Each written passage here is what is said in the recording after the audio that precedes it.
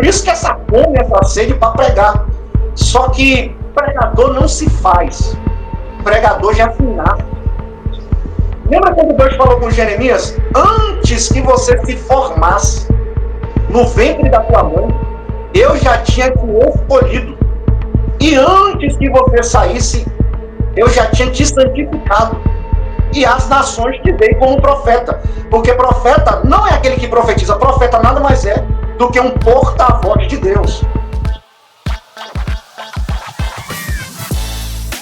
2026 está chegando com muitas novidades e aqui mais um episódio para vocês com mais um convidado super especial. E eu sei que você já sabe quem é porque tá aqui no título do vídeo, mas mais uma vez, muito boa noite, bom dia ou boa tarde para você que está nos assistindo ou nos ouvindo. Nós somos o Pod Live. Ivan, mais uma vez aqui com você, que saudade que eu estava. Como que você tá?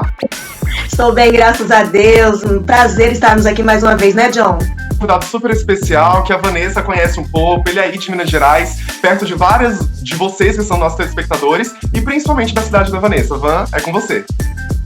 Sim, vamos receber mais um amigo, mais um irmão querido aqui neste canal, que aceitou o nosso convite para vir falar conosco, conversar um pouco sobre a sua trajetória, sobre a sua caminhada cristã. Vem para cá, Islan Trindade, é uma honra recebê-lo. Olá, Islan, seja muito bem-vindo, meu querido. Amém.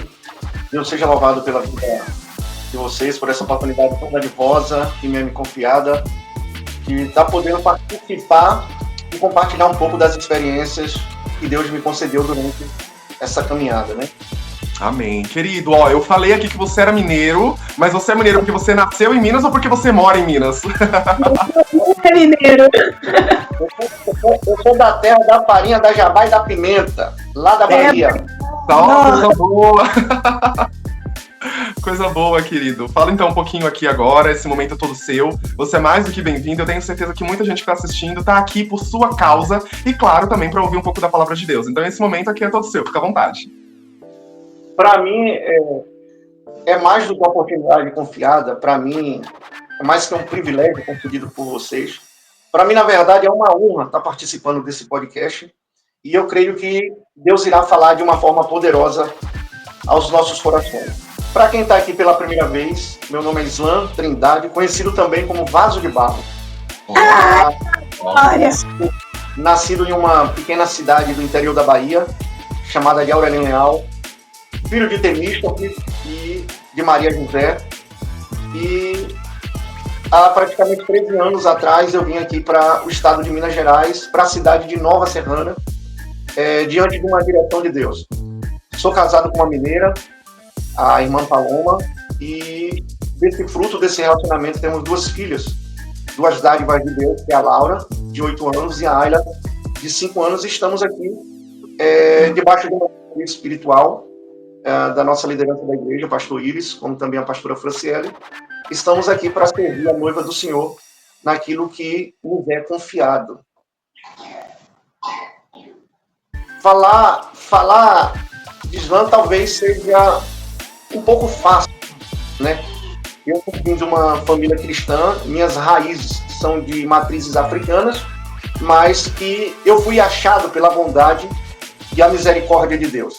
Eu sempre digo que eu não passo de um vaso de barro que foi encontrado por Jesus em um lugar que certamente alguém jamais estaria, mas a Bíblia diz que todas as coisas cooperam para o bem daqueles que foram chamados segundo o seu decreto. Então, eu me sinto mais do que privilegiado, me sinto honrado pelos céus por tudo que o Senhor já fez, por tudo que Ele está fazendo, e continuaremos o adorando, crendo que grandes coisas Deus ainda há de fazer através das nossas vidas. Não para que a glória e a honra seja nossa, até porque o apóstolo Paulo diz que Deus colocou tesouros dentro de vasos de barro para que a excelência não seja do vaso, mas para que a excelência seja dele.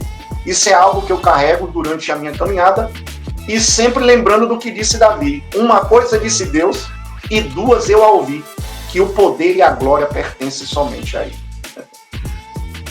Islan, aqui, esse espaço vai ser para todas as pessoas conhecerem a sua trajetória, conhecer um pouco de você. Então, aonde que era, ou melhor, onde estava o Islã lá na Bahia, na sua infância, e onde entra Jesus na sua história, pra gente já partir para o momento atual da sua vida, que é aí em Nova Serrana, na Igreja Geração Refúgio. Então conta um pouco lá da sua história, de quem era, da sua família, onde entra Jesus, para as pessoas conhecerem um pouco mais e entenderem quem é o Islã hoje.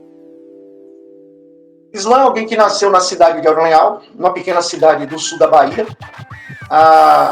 Os meus pais não serviam a Deus, até porque os meus pais não gostavam de cristãos, pelo fato de eles verem coisas que não estavam de acordo com o que diz as Escrituras. Cresci como qualquer criança, né? Passei muito tempo tocando em banda, fui músico durante um bom tempo, e eu percebi que aquela vida que eu estava vivendo não era algo que Deus tinha reservado para mim. Eu tenho um amigo, hoje ele é pastor, ele reside em São Paulo, onde, como diz lá no Nordeste, pagou um alto preço para que Jesus nos encontrasse. Crescemos juntos, 3 amigos, eu, o Anderson e o Binho.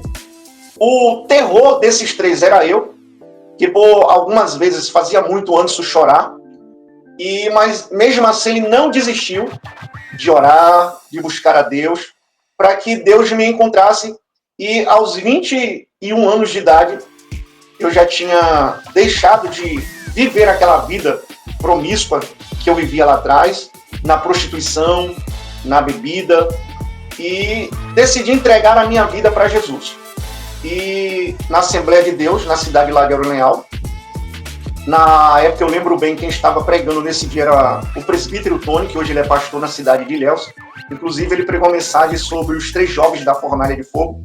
E eu até brinquei com ele depois, eu disse: a única coisa que eu fiquei com raiva de você, depois de você ter pregado aquela mensagem, foi que você não fez o apelo.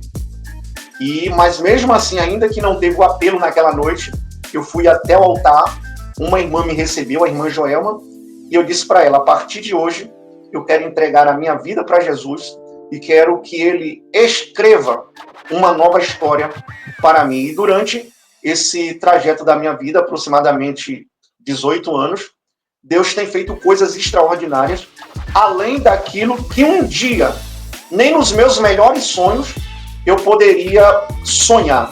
Mas o interessante é que a própria Escritura, ela nos responde isso. Quando Paulo diz que Deus é poderoso para fazer muito mais, de forma infinita e abundante, além daquilo que nós lhe pedimos, pensamos ou imaginamos, segundo o seu poder que em nós é operado. Então, Deus ouviu a oração do Anderson, e hoje eu estou aqui nesse podcast compartilhando para você que eu sou fruto de oração e das misericórdias de Deus. Islã, é muito legal você falar sobre a sua amizade com seus outros 2 amigos e principalmente que um deles não desistiu de orar por você, porque às vezes por muito menos, né, a gente encontra pessoas que desistem das outras pessoas, né, e muitas vezes essas é até dentro da própria família. Você tá falando de um amigo que não tinha nenhum tipo de compromisso com você, nenhuma responsabilidade familiar com você, mas ele se colocou à disposição porque ele sentiu que era uma missão dele mesmo, né? Resgatar essa alma, que no caso era você, trazer você para um caminho de luz que, embora você não tivesse inserido na realidade cristã, você via de longe, via os seus pais até não gostando do lado cristão, você tinha tudo para, em momento algum, se tornar um cristão que você é hoje, né? Então aí já mostra pra gente, de início, a importância de uma boa amizade, né? Assim como a palavra de Deus diz que existem amigos mais chegados do que irmãos, nós conseguimos perceber a importância de irmãos que Cristo cria, né, na própria amizade do dia a dia, que lá na frente, muitas vezes, a gente vai entender o porquê. Exemplo disso, eu e a Vanessa. Eu e a Vanessa, a gente se conhece desde a infância. A Vanessa, na verdade, me conhece desde a infância. Então, eu cresci com a Vanessa, vivi muitas coisas com a Vanessa, tanto na igreja quanto na vida pessoal. Então, muitas vezes a gente não entende o caminho de Deus para as nossas vidas, do porquê de certas amizades. Então é muito legal você falar isso, porque muitas vezes a gente tem pessoas que estão nos ouvindo aqui que elas vão se identificar com a sua história e com o seu passado, elas vão, às vezes, até lembrar de um amigo cristão que tá falando, ó, tô orando por você. Às vezes essa pessoa vai convidar pra ir pra igreja, a pessoa fica até irritada, porque tá sendo convidada pra ir pra igreja, porque ela não quer ir pra igreja, mas um exemplo como você, um exemplo como eu, um exemplo como tantas outras pessoas, que mostra que quando Deus tem um propósito na vida dessas pessoas, ele usa a pessoa que ele quiser, enchendo o saco ou não enchendo o saco, pra trazer essa pessoa para os caminhos, né? Então, Islam, quando você, com 21 anos, você se permite ir para Cristo, a sua família se mantém fora ainda. Sim, na verdade, quando eu entreguei a minha vida para Jesus, houve uma certa resistência muito grande da parte dos meus pais. E eles sempre falavam, agora o meu filho enlouqueceu.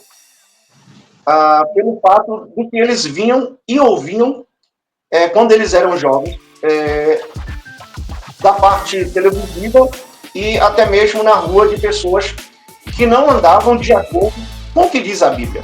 Apesar de os meus pais terem pouco conhecimento do que diz as Escrituras, eles percebiam que aquela vida que aquelas pessoas estavam vivendo e as suas práticas não condiziam com o que elas professavam. É por isso que a Bíblia diz lá em Tiago 1:22 que devemos ser praticantes e não somente ouvintes. Porque se nós formos somente ouvintes, estaremos enganando a nós mesmos. Então, os meus pais, ainda jovens, eles percebiam que aquelas pessoas, com os seus lábios, professavam uma coisa, mas que, na verdade, não condizia com os seus sentimentos. E isso é uma coisa que o próprio Jesus advertiu no meio dos fariseus, os doutores da lei, os religiosos. Eles não praticavam aquilo que eles tanto pregavam. E é interessante a minha conversão, que quando eu lembro que quando eu cheguei em casa, para mim orar, eu tinha que colocar um pé na cama e o outro no chão, porque o quarto que eu dormia não tinha porta, era uma cortina. E mesmo sem saber orar, eu orava. Até tem um ditado lá no Nordeste que diz que quem não sabe orar xinga a Deus. E eu orava do meu jeito. E eu lembro que em um desses períodos, eu ouvi a voz de Deus claramente. A voz de Deus me chamou Islam. No primeiro momento, o meu corpo arrepiou de cima a embaixo. Eu não tinha um conhecimento. Chamou a segunda vez Islam. E eu lembrava do que os crentes falavam. Eu falei assim, está repreendido, Satanás. E a voz falou claramente, não é Satanás. Mas não é uma voz aguda e nem uma voz grave. É uma voz que ela te pega pela frente e por trás. É uma voz muito suave, é uma voz meiga.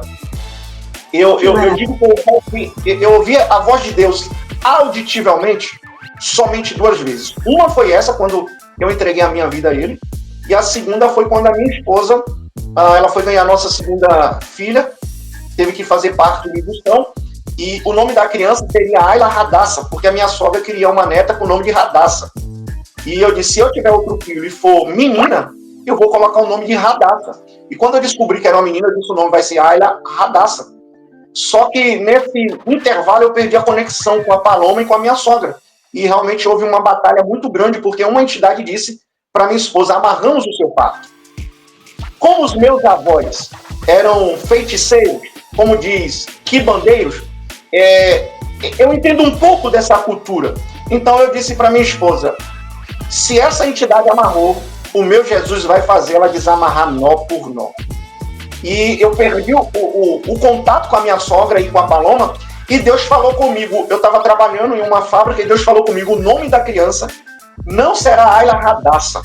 Eu disse, agora ficou difícil. Será Ayla Vitória, porque uma grande vitória eu entrego na mão de vocês. Eu perdi literalmente toda a minha força, caí no chão chorando, e as pessoas se perguntando, o baiano ficou louco, caiu e está chorando, é porque Deus tinha falado. E quando Deus fala conosco, além de há temor, a gente perde a força da nossa estrutura.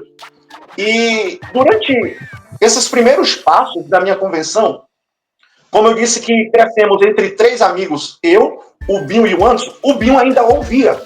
Eu charlava, desfazia, criticava o Anderson, mas interessante que ele nunca desistiu, não somente de mim, como também do Binho. Ele sempre estava ali, perseverando, instruindo, orando, porque quando o ser humano ele cria um campo de bloqueio, ele não quer ouvir, só existe uma maneira: orar.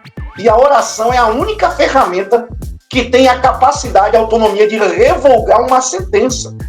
Eu sei que tem pessoas que estão a nos ouvir, outras que ouvirão, e quem sabe está passando por um momento turbulento da sua vida, mas a oração de alguém tem o poder de revogar uma sentença. Ou seja, a minha vida lá atrás, colocaram um ponto, e vocês sabem que colocando um ponto, acabou. Só que o interessante da vida é que quando o ser humano põe um ponto decretando final, Jesus põe uma vírgula depois do ponto. E para um bom entendedor, uma vírgula depois do ponto é continuidade de uma história. Ou seja, quando lá atrás alguém dizia para o meu pai, para minha mãe, que eu só seria mais um no meio da sociedade, Jesus decidiu colocar uma vírgula depois do ponto e escrever uma nova história. E por Jesus escrever uma nova história, porque a Bíblia diz que Deus faz nova todas as coisas.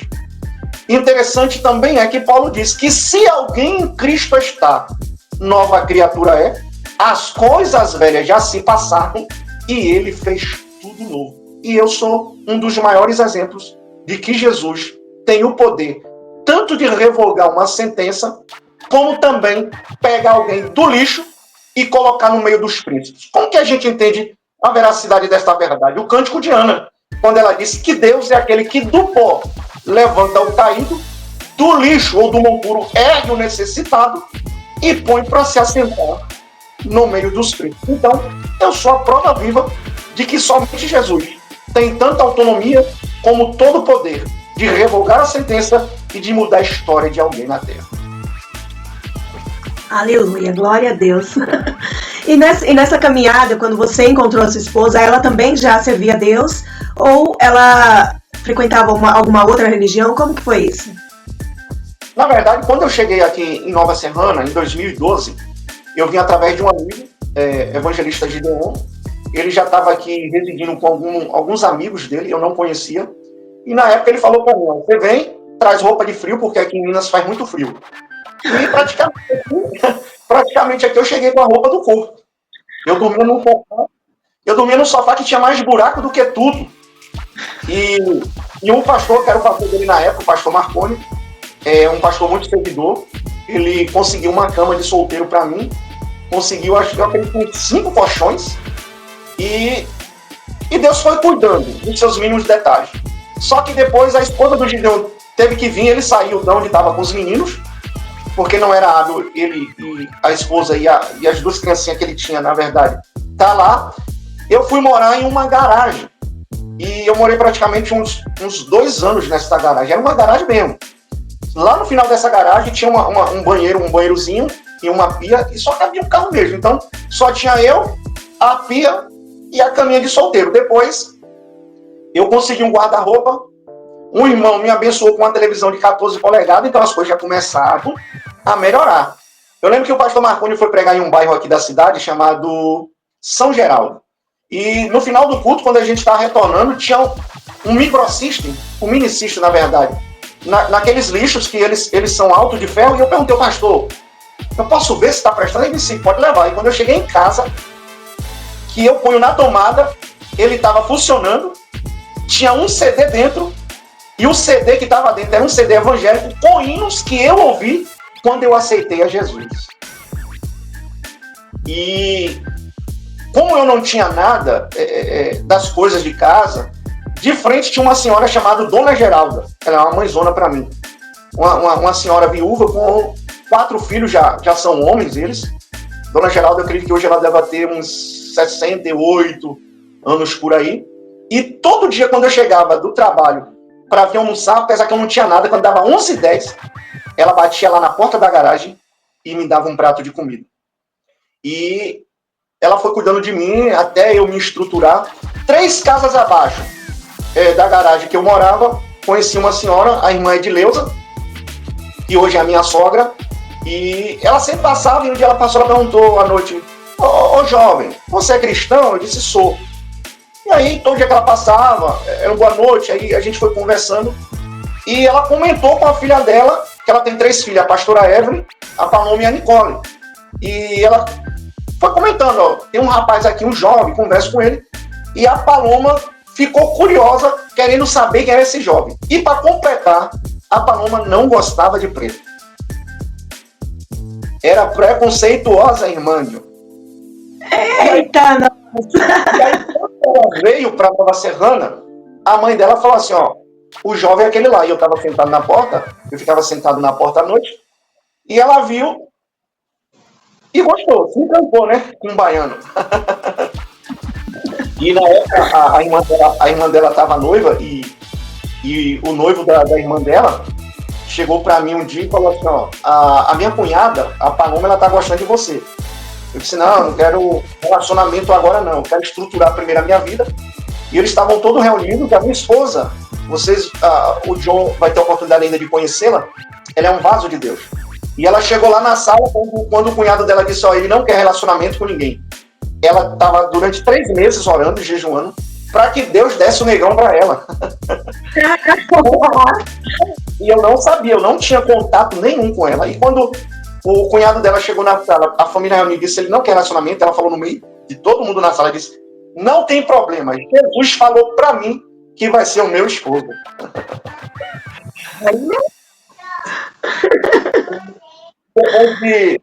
E eu lembro que ela estava em um culto, depois eu fiquei sabendo, vi um jovem pregador da cidade de Bom Despacho e disse para ela, essa jovem que está aí, Deus manda eu te falar que você pode parar de orar, porque a tua oração já foi resolvida e a vitória é tua. E depois nós nos conhecemos, conversamos, noivamos, casamos, e o interessante é que no nosso casamento Deus proveu tudo.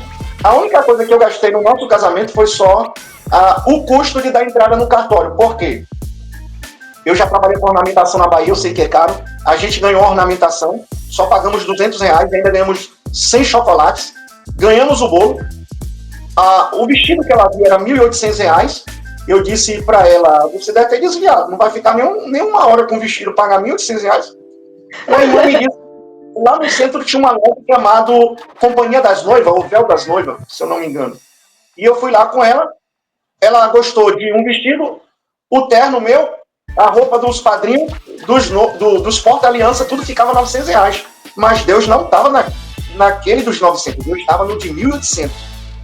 E eu falei para ela, porque eu conhecia a Terezinha do salão, muito conhecida aqui, ela trabalha com isso. Uhum. E ela falou, quando você for, você me procura. Falei, Paloma, fala para ela que a gente foi lá embaixo, viu um vestido assim, desse jeito, demos R$100 para segurar. Se ela dividir esses 1.800 em 10, eu fico. E eu tinha 30 dias orando e jejuando, 3 horas da manhã. Quando a Paloma foi perguntar o valor, ela disse para a Paloma, ó, moça, eu não sei te explicar o que está acontecendo, mas me dê somente R$200. Ou seja, o vestido que era 1.800 saiu por R$200. Um amigo meu, numa sexta-feira à noite, ele me levou em um mercado aqui da cidade e comprou 46 vasilhames de 2 litros entre Coca, Fanta e Guaraná. Outros amigos que eu tinha arrumaram carvão e carne e Deus proveu tudo. Então, voltando àquilo que o John disse lá atrás, né? Provérbio 18:24. Há amigos que são mais chegados do que irmão. Ou seja, a minha vida, desde os primeiros passos até o que eu vivo hoje, é o cuidado de Deus sem mistura. Deus tem cuidado de mim e da minha família nos seus mínimos detalhes. Eu dou uma expressão do salmista quando ele diz, o que darei eu ao Senhor por todos os benefícios que ele tem feito na minha vida. Então, tem coisas na nossa vida que somente Deus. Jesus um dia disse assim para os discípulos, o que eu vos faço agora, vocês não compreendem, mas compreenderão futuramente. Eu sei que alguém que vai nos ouvir, não sei se pela manhã, pela tarde, à noite ou à madrugada, precisa entender um versículo da Bíblia. João 5,17, palavra de Jesus.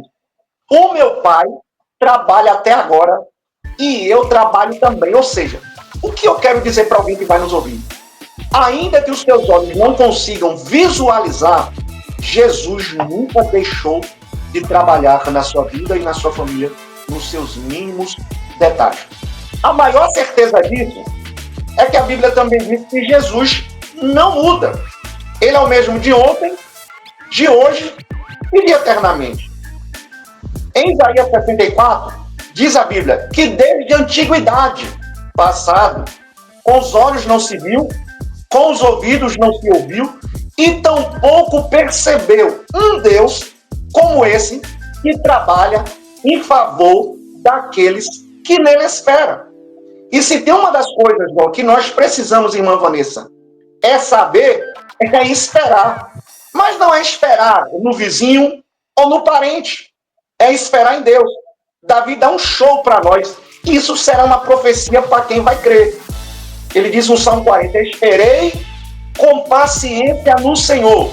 Ele se inclinou para mim, ou seja, deu atenção. Tirou-me de um charco de lodo, ou seja, de uma situação complexa. Firmou os meus pés sobre uma rocha e colocou um novo cântico nos meus lábios. Ou seja, independente das circunstâncias, ele sempre esteve trabalhando, está trabalhando, continuará trabalhando e futuramente colocará um novo cântico nos nossos lábios. Aleluia.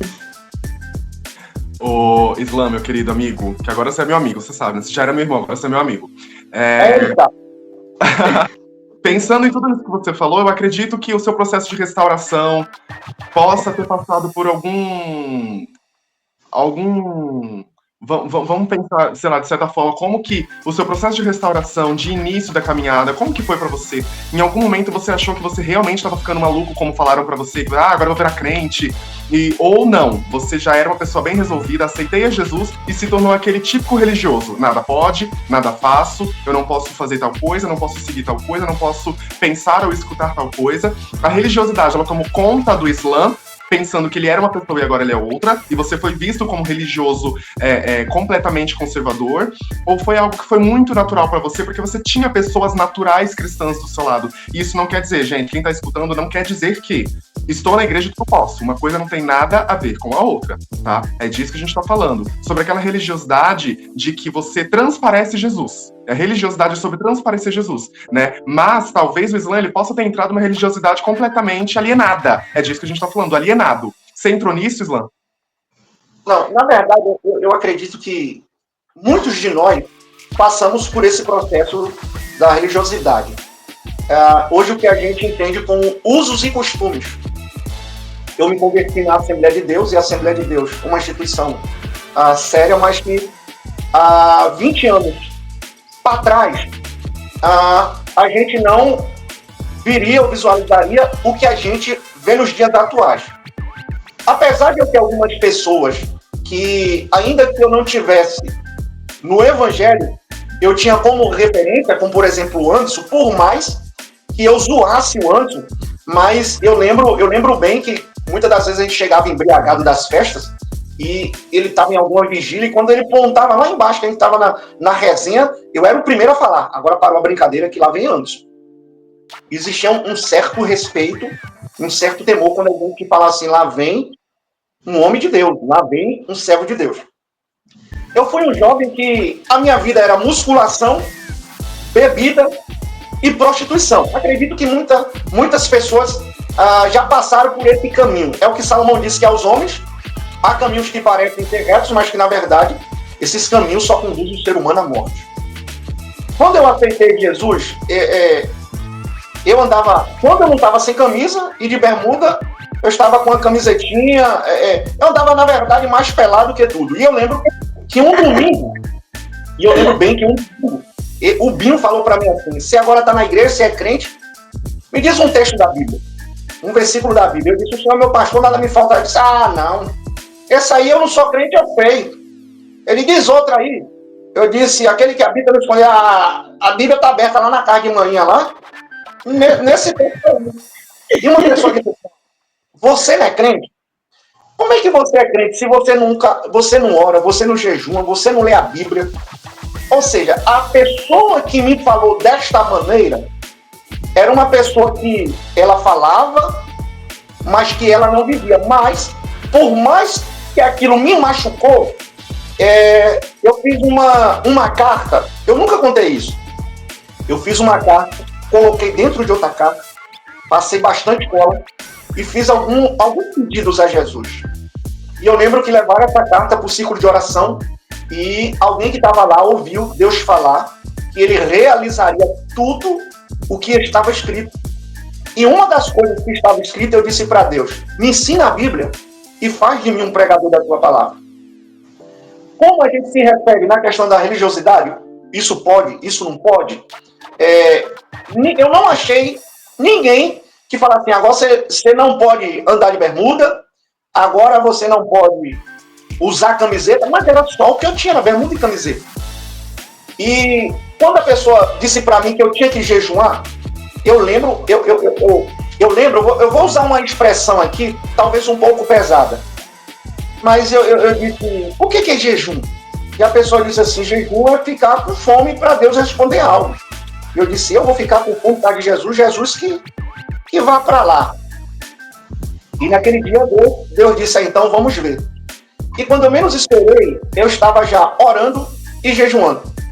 E eu lembro que, falando sobre religiosidade, uma irmã Joelma, era um domingo, ela veio da escola bíblica, eu estava na rua, era 11h30, lembro como hoje, sem camisa, descalço e com bermuda amarela. E ela disse para mim: ô irmão, o irmão vai lá no culto na casa da irmã tal? Eu disse: ô irmã Joelma, eu não sei. Você vê alguém que tem sensibilidade no espírito e amadurecimento, porque ela entendeu, dependendo da palavra que ela me dissesse, ela poderia me matar e eu retornar da onde um dia eu vim. E eu falei assim: eu não sei. Ela disse desse jeito: Jesus falou para mim que o pregador lá vai ser o irmão. Eu disse: irmão, mas como é que é eu? Olha como é que eu tô. Eu nunca orei, nunca jejuei, nunca li a Bíblia. Ela disse: não, irmão, é 11 horas agora, o culto é 3 horas da tarde. Foi a primeira vez que eu fui orar e ler. E naquele dia, uma alma estava afastada, voltou para Jesus e está na presença de Deus até hoje. Porque depois de 10 anos, eu fui pregar em uma cidade de praia e quando eu cheguei lá, essa moça, que é irmã do dono da casa que teve o culto, ela me fez lembrar do dia que eu preguei, sem saber ela que foi a minha primeira pregação. Mas, decorrente para ficar um melhor entendimento sobre isso aí, depois desse dia, ninguém disse: ó, você não usa mais bermuda, você não usa mais camiseta. Foi algo dentro de mim. Foi algo dentro de mim. Eu juntei as bermudas que eu tinha, juntei as camisetas que eu tinha, coloquei dentro do saco e mandei doar. E eu comprei uma calça social Oxford e uma blusa verde que era 3x4. Eu não sei se vocês já viram aquelas blusas antigamente, que ela tinha uma puxadinha daqui para lá. E 6 meses indo para a igreja com essa roupa. O culto era segunda, culto de doutrina; quarta, culto de libertação; sexta-feira, culto de doutrina; domingo de manhã, escola dominical; e à noite, culto aberto. E eu lembro que um dia a pessoa chegou para outra e disse: será que ele vai para a igreja de novo com aquela roupa? E era a roupa que eu tinha. E Deus foi me alinhando. Cada dia, eu sempre digo, porque a Bíblia diz que não é por força e nem por violência. Está dentro da nossa compreensão instruir. Porque a Bíblia diz que a gente tem que instruir os nossos irmãos, ou os mais novos como irmãos, e os mais velhos como os nossos pais. Mas, infelizmente, algumas pessoas religiosas que se acham num nível de santidade muito alto, se acham no direito de falarem o que elas bem entendem e sem saber elas de que estar ajudando está atrapalhando e pegando uma preciosa alma que foi comprada pelo sangue precioso de Jesus e lançando ela fora da presença de Deus. Mas Deus foi me alinhando no decorrer dessa caminhada. Então, eu acredito que existem casos e casos. O próprio Deus foi me alinhando. Mas ninguém me disse: você não pode isso, você não pode aquilo. Apesar de ter muitas pessoas mais velhas ao meu lado, mas eu acredito que o próprio Deus calou ela e o próprio Jesus disse: esse daqui eu vou cuidar pessoalmente. E no decorrer do tempo eu entendi que muitas coisas que nós vemos hoje, que lá atrás atribuíam como doutrina, nada mais era do que usos e costumes. Muito legal você falar isso, e principalmente sobre o seu início como pregador. E hoje em dia existem, por moda, né? Não sei se na sua época também tinha esse glamour que as pessoas veem muito, tanto no cantor quanto no pregador, sobre o status, né, que as redes sociais traz muito sobre essas pessoas. Eu acredito também que a grande maioria, ou pelo menos uma parte delas, tem um chamado específico de Deus para a sua vida. E a gente fala muito sobre isso aqui no podcast, porque tem muita gente querendo o chamado do outro porque acha que é mais fácil ou porque acha que é mais glamuroso. E quer preencher, às vezes, até uma carência que tem dentro de si, um vazio dentro de si, com o brilho que ela acha que existe no chamado do outro. Mas a palavra de Deus também vai nos dizer que aquele que serve, ele é o menor de todos, né? E que no céu ele é o maior de todos. Então, aquele que serve, que tem esse chamado para levar, sempre será para o outro e nunca para si. Então, aonde que eu quero chegar com essa pergunta agora? Por que a pregação? É algo que nasceu de você? Ou em algum momento você, naquela época, estava passando por aquele momento em que todo mundo queria ser pregador? Isso não é uma crítica, tá? Pelo amor de Deus. Tava passando por aquele momento, todo mundo quer ser pregador, e você foi indo, foi entendendo que aquilo era algo que você se identificava, ou era algo que o Espírito Santo realmente ele foi trabalhando em você foi tendo essa inclinação pela leitura, a ponto de você querer levar para as outras pessoas a palavra de Deus em forma de pregação, né? Ou foi algo que você falou, Deus, eu quero isso. Eu quero isso, eu quero que esse chamado aconteça comigo, porque eu acho lindo, porque eu acho maravilhoso, e assim por diante. Na verdade, em um culto de libertação lá na Assembleia de Deus, veio uma irmã missionária, Vanusa. Eu lembro de detalhes, sabe, da minha caminhada. Eu lembro que um dia eu cheguei e falei assim, nossa, ser crente é bom demais. Só tá sentado no banco. Nossa, é bom demais. E Deus essa irmã e disse assim, esse jovem que tá aí atrás, quem te disse que Deus te tirou do mundo para te deixar sentado em um banco? Eu fiquei sem entender. Isso é tão interessante, irmão John e irmã Vanessa, que depois alguém começou a dizer, não, Deus tem um chamado específico na sua vida. E aí eu fiz algo que poucas pessoas fizeram, e se a geração de hoje fizesse, seria algo muito enriquecedor.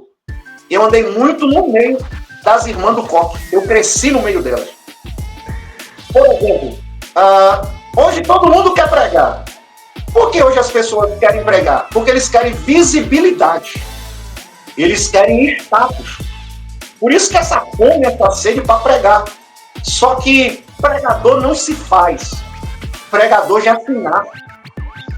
Lembra quando Deus falou com Jeremias? Antes que você se formasse no ventre da tua mãe, eu já tinha te escolhido. E antes que você saísse, eu já tinha te santificado. E as nações te dei como profeta. Porque profeta não é aquele que profetiza. Profeta nada mais é do que um porta-voz de Deus. E eu comecei a ir com essas irmãs. E onde que essas irmãs iam? Principalmente no Nordeste. Círculo de oração. Você não vê obreiro, você não vê jovem, pregador em círculo de oração. Você só vê as veinhas intercedendo, as colunas da igreja. E eu cresci no meio delas. Ou seja, se tem um lugar que você quer ver Deus falar e você vai aprender no meio delas. E eu comecei a acompanhar elas. Ou seja, eu já tinha recebido uma palavra de Deus. A partir do momento que eu recebi aquela palavra de Deus, era necessário eu crer. Como eu acreditei na palavra de Deus, agora eu tinha que pôr em prática. Porque Deus é assim, Deus te dá um dom, isso é uma joia, um diamante, ele só te dá. Agora cabe a você lapidar ele. Lembra quando Paulo diz assim, e Deus deu? É Deus que dá.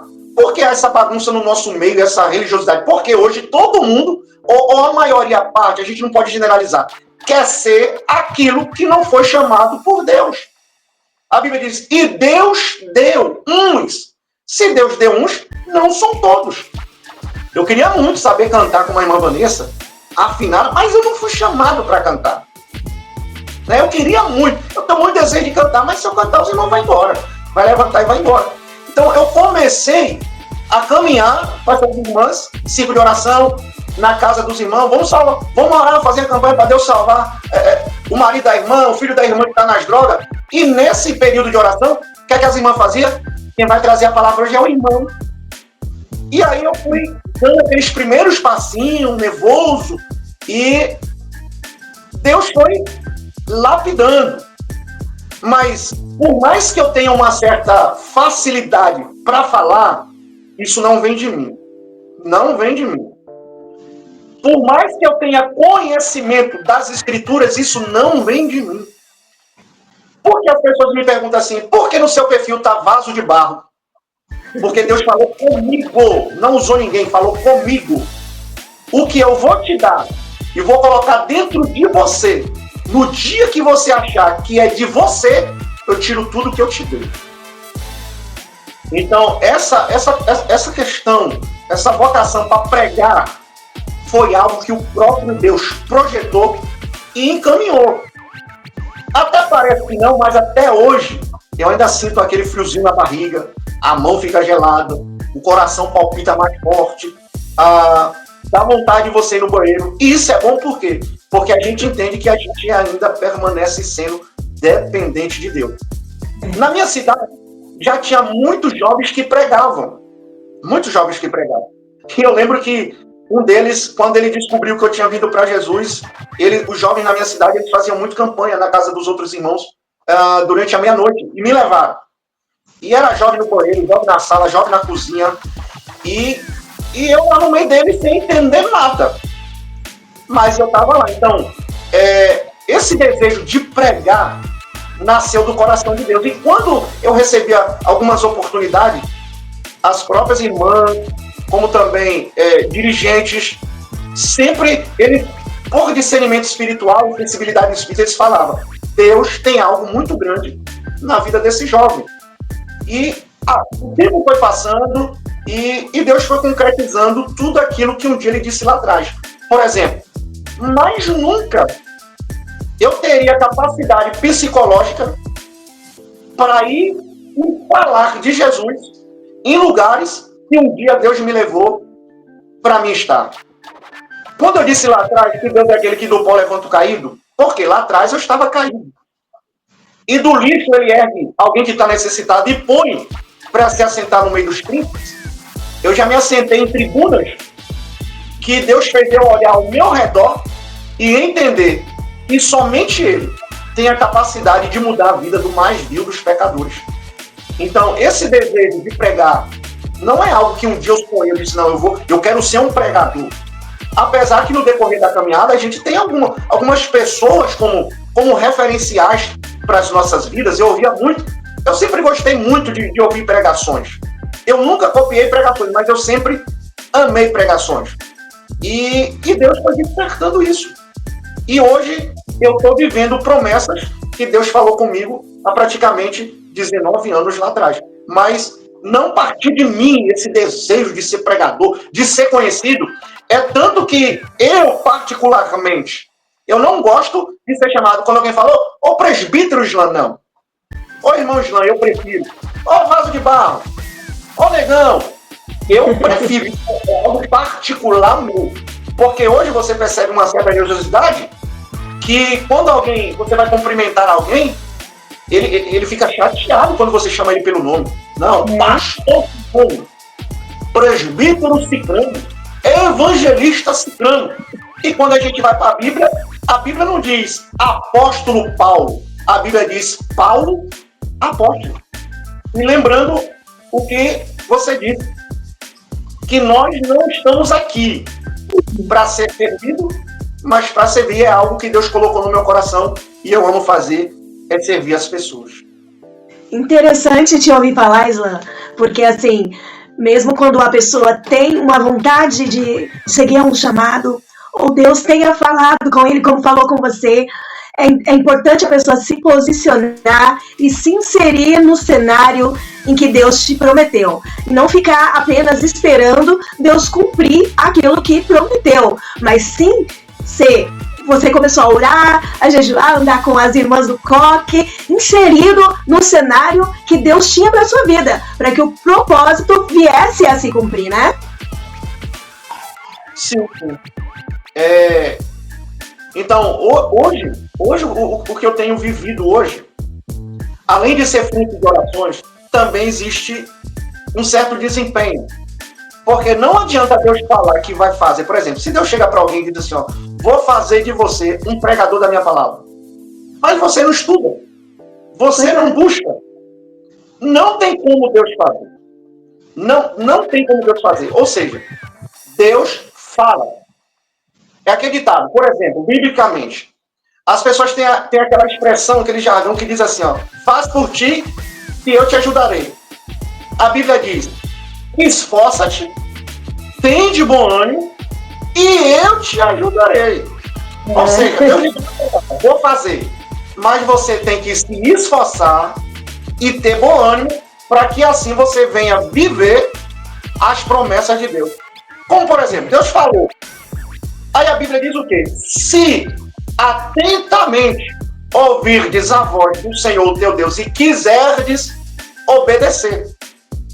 Então, assim comerás o melhor da terra. Ou seja, tem gente que quer comer o melhor da terra, mas não quer obedecer. Deus fala que você vai ser um pregador, mas você não quer estudar, você nunca vai viver essa promessa da parte de Deus. É verdade. Outra coisa que a gente precisa entender no cenário que estamos vivendo. Existe alguém que prega com conhecimento. Por exemplo, conhecimento você adquire estudando. Sabedoria Deus te dá. A Bíblia diz que aquele que não tem sabedoria peça a Deus. Então, existe um pregador que por mais que ele queira, por mais que ele estude, ele vai pregar, ele vai ser letrado, mas não vai ter unção. E isso é coisa mais simples de se perceber. Tanto para quem canta, como também para quem prega. Às vezes alguém canta, mas canta com aquilo que elas aprenderam na aula de música. E existe alguém que nunca passou por uma aula de música, mas que canta com muita graça, com muita unção. Da mesma maneira são aqueles que pregam. É fácil você perceber. Às vezes você fala assim, nossa, tem algo errado nesse culto. É porque quem está pregando somente com conhecimento e não com unção de Deus. E o que faz a diferença no meio dos religiosos não é conhecimento, é a graça e a unção de Deus. Isla, isso me faz lembrar também da passagem que diz que Deus ele procura os verdadeiros adoradores, né? Então, esse verdadeiro adorador, ele engloba não só o seu culto racional dentro da igreja, que muitas vezes não é nem racional, é completamente irracional.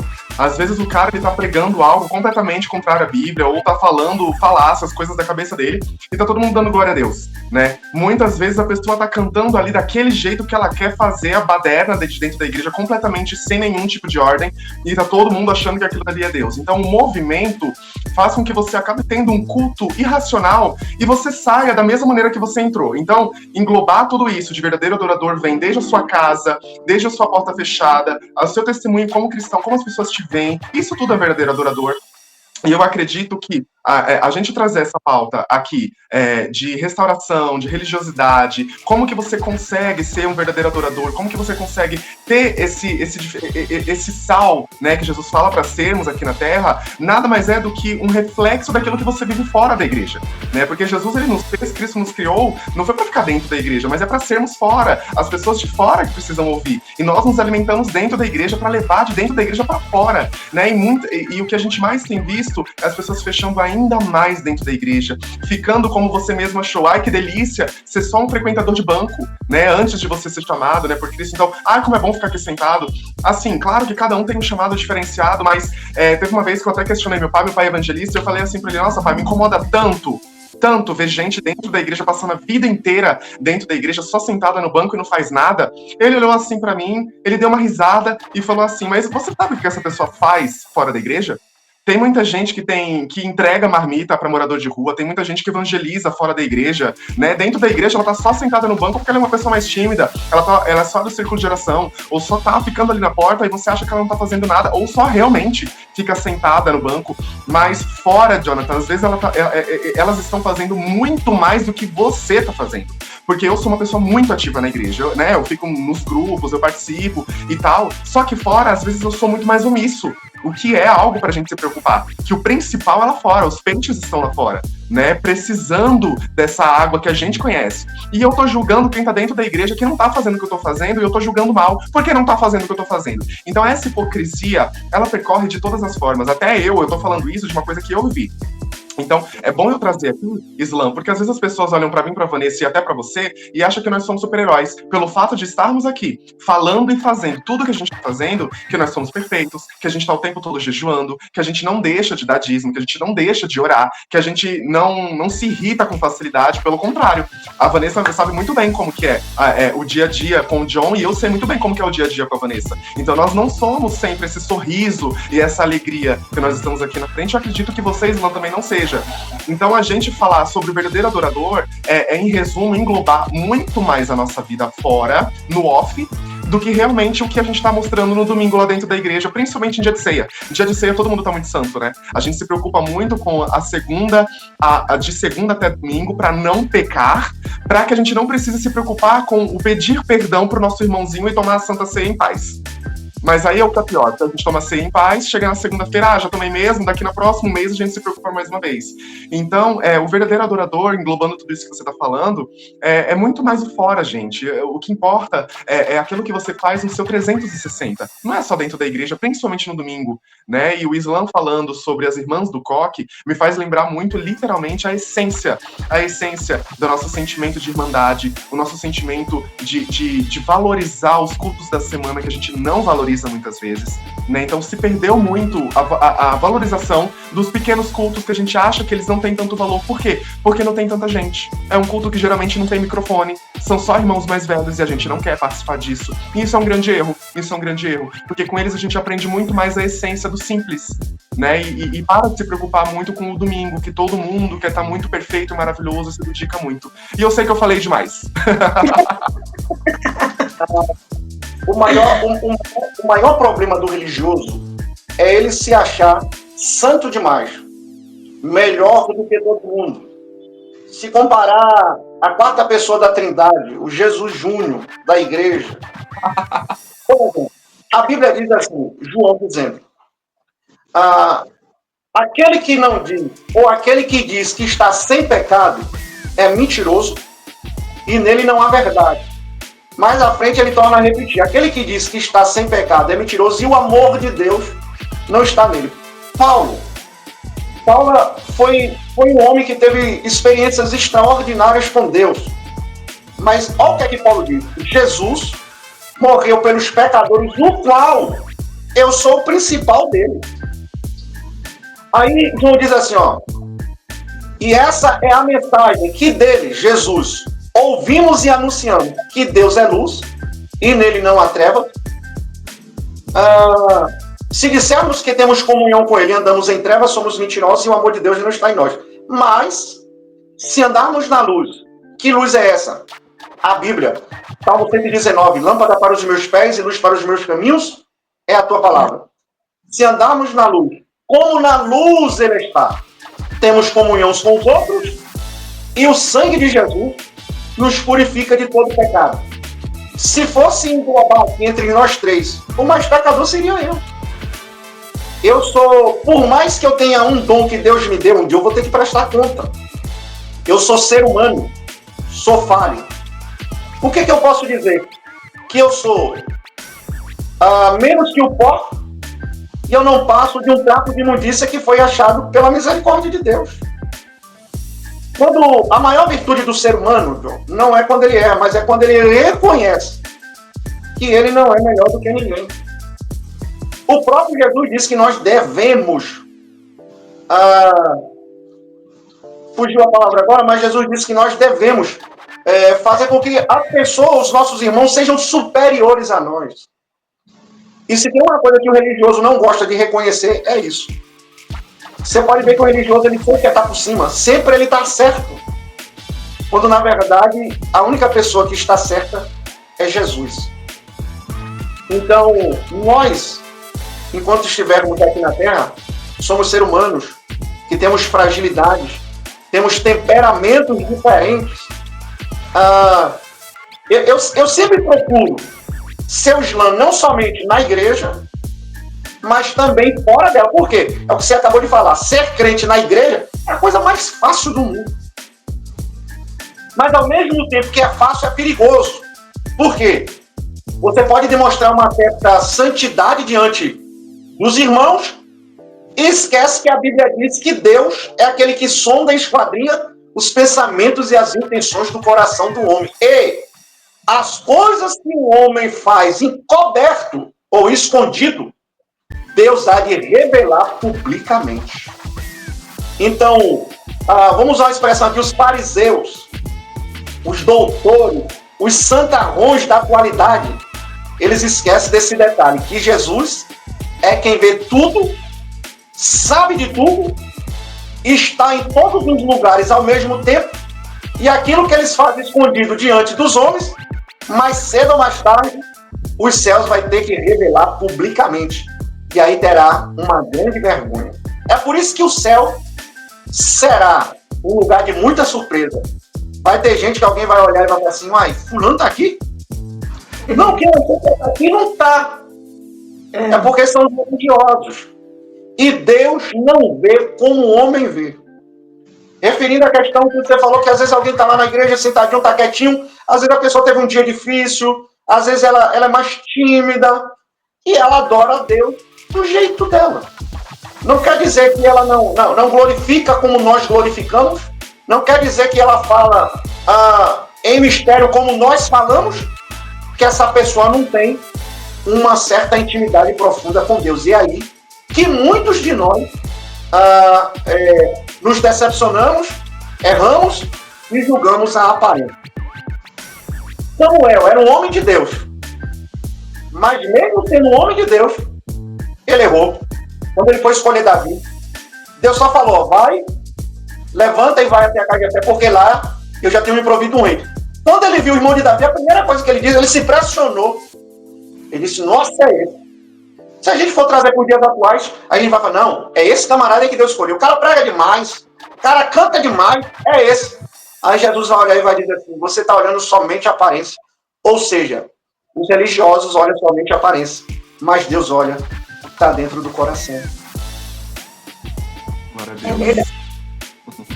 Islan, querido, eu só tenho a agradecer mais uma vez a Deus pela oportunidade de ter conhecido você. Foi uma grata surpresa, cara, de verdade. Falar com você, você é uma pessoa muito sábia em várias coisas, assim, e não só nas palavras, mas também sábia no seu jeito de se portar e se colocar, isso é muito importante também. Fico muito feliz pela sua família, aquilo que você construiu, feliz também que a Van, ela congrega com você, isso é muito bom, e que Deus possa abençoar a sua vida, seus caminhos. Muito obrigado como Pod Live por você ter aceitado mais uma vez, eu tenho certeza que aqueles que assistirem serão tocados como eu fui, e acredito que a Van também, mas que não fique só nessa vez, né? Eu te agradeço muito, imensamente, no nome de Jesus, que Ele possa retribuir todas as palavras que você trouxe, e não só as suas palavras, mas que você trouxe baseado em Bíblia, o que é mais importante ainda. Porque do que adianta a gente falar das nossas próprias palavras se não tiver um embasamento bíblico e não tiver o Espírito Santo nos guiando, né? Então, para quem não sabe, a gente sempre começa aqui o nosso podcast, antes de ligar a parte de gravação, com uma oração, né? E a gente sempre costuma dizer, e que a gente nunca perca esse costume, que o Senhor fale por nós, que não sejamos nós falando, né? E eu tenho certeza que hoje foi mais uma gravação que, graças a Deus, Ele usou você para poder trazer uma porção da palavra do Senhor, e eu quero te agradecer do fundo do meu coração. Muito obrigado. Aqui você tem não só um irmão em Cristo, mas agora um amigo, com toda certeza. Van? Para mim, foi uma honra poder participar desse podcast. Te conhecer, eu espero te conhecer pessoalmente. A irmã Vanessa é uma bênção de Deus, juntamente com seu esposo, Samuel. Além das minhas palavras, a minha oração é que Deus possa fazer graça sobre a vida de vocês dois. Que o favor de Deus sempre vos localize. Que esse ano ainda possa ser um ano de coisas extraordinárias da parte de Deus, de conquistas excelentes, de realizações. E eu tenho certeza que Deus ainda há de fazer coisas extraordinárias através da vida de vocês, como também através deste canal. E eu sei que vocês ainda receberão ligações, pessoas testemunhando que as suas vidas foram mudadas, foram transformadas através dessa rede, que é um instrumento, eu tenho certeza, abençoador e de suma importância para a transformação da vida de muitas pessoas que estarão ouvindo, aquelas que também já ouviram, pois somente Deus em Cristo para recompensá-los. A minha palavra é de imensa gratidão ao irmão Dom, à irmã Vanessa. você, além também de ter um irmão em Cristo, você tem um amigo, pode contar com um baiano aqui. E quando vem aqui no estado de Minas Gerais, não deixe de me visitar. Vamos marcar uma muqueca baiana aqui. Opa! E vamos compartilhar coisas extraordinárias da parte de Deus. Então, somente Deus em Cristo, para recompensar a vida de vocês por essa oportunidade que me foi confiada. Deus em Cristo abençoe vocês de uma forma poderosa, queridos. Isla, eu também quero muito agradecer, né, por você ter aceitado o nosso convite.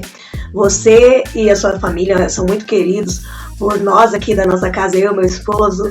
Vocês são irmãos muito abençoados, né? Nós congregamos juntos e eu posso testificar de como Deus tem usado a sua vida para que você possa trazer a sua palavra a outras pessoas. E a gente fica muito feliz que você tenha vindo até aqui ao Pod Live e também falado conosco e compartilhado com todas as pessoas que assistem, né, ao Pod Live, o que Deus fez e tem feito na sua vida e a palavra do Senhor liberada através da sua boca possa chegar a muitas pessoas e essas pessoas sejam muito abençoadas através dessa palavra liberada nesse episódio, que eu creio que será uma bênção para muitas vidas. Amém. Deus fica louvado pela vida de vocês. Irmão John, Deus me fez lembrar algo quando ele chamou Arão. Houve um certo levante sobre a vida de Arão, porque Deus tinha o escolhido, e alguém dizia assim, mas Deus só é com ele? Será que Deus não escolheu outro, somente ele e Moisés? E Deus chama Moisés e diz assim, Moisés, reúne as tribos, pega os cajados de cada cabeça da tribo, enterra, porque o homem que eu chamei, eu vou comprovar que eu chamei. Aí a Bíblia diz que no outro dia o cajado deu flor, deu fruta e deu renovo. Flor fala de um novo tempo. Cantares capítulo 2, verso 10, 11 e 12, 30 está. Levanta-te, amiga minha, formosa me vem, porque esse que passou o inverno, cessou-se a chuva e se foi, apareceram as flores na terra, e o tempo de cantar se aproxima. Segunda coisa, o cajado deu fruto. A Bíblia diz que a árvore ela é conhecida pelos seus frutos. Terceira coisa, o cajado teve renovo. A Bíblia diz que Deus é aquele que dá força ao cansado e vigor àquele que não tem. Ele é mais profundo, Isaías, quando diz que aqueles que confiam no Senhor renovarão as suas forças. Ou seja, Deus é um Deus de obras perfeitas. Deus é um Deus de obras perfeitas. Às vezes alguém olha para você e julga segundo a aparência. Mas eu quero que você entenda essa noite. Eu não brinco com as coisas de Deus. Não brinco de forma alguma. Mas você ainda viverá promessas de Deus que estão retidas na sua vida. Assim como está escrito lá em Jó, Deus fará você voltar a sorrir. Ou seja, se prepare porque você ainda vai frutificar como nunca antes. Aleluia. Você vai frutificar como nunca antes. Um novo tempo da parte de Deus se aproxima para a tua vida. E não há ninguém no mundo do Espírito que possa bloquear aquilo que Deus já reservou para a sua vida. Porque escrito está que operando Deus, quem há de impedir? Aleluia. Nos momentos de adversidades, nos momentos que você olhar ao seu redor, momentos que você dirá, não tenho mais força, não tenho mais ânimo, não vou conseguir, não se esqueça dessa palavra, que Deus é o Deus que renova as suas forças. Receba essa palavra em nome de Jesus. Receba. Muito obrigado. Glória a Deus. E nós terminamos aqui mais um episódio do Pod Live, recebendo mais da parte do Senhor. E você que está aí nos ouvindo e ainda não aceitou a Jesus, não conhece esse Deus que nós estamos falando aqui, nós convidamos a você a conhecê-lo. Nosso maior intuito aqui, a gente sempre vai falar, sempre é o de evangelizar, conhecer a palavra de Deus, conhecer Jesus da sua maneira mais profunda e individual. Para cada um de nós, Deus tem algo individual. Deus ele é poderoso para fazer literalmente personalizado para cada um de nós. Ele não vai fazer no Islã o que ele fez em mim, ele não vai fazer em mim o que ele fez no Islã ou na Vanessa. E isso que é o mais incrível de servir a Jesus. Ele nos olha como e não apenas como mais um, nos olha como um único. Então, mais uma vez aqui, nós agradecemos vocês que estão aqui com a gente. Van, te amo em Cristo. Islan, te amo em Cristo Jesus, cara. Que bênção a vida de você e da sua família. Muito obrigado por tudo. E dessa vez nós vamos terminar aqui juntos, nós três. Pode ser? Deus abençoe vocês.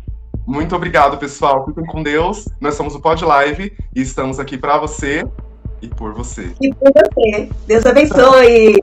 Beijo, tchau. Tchau.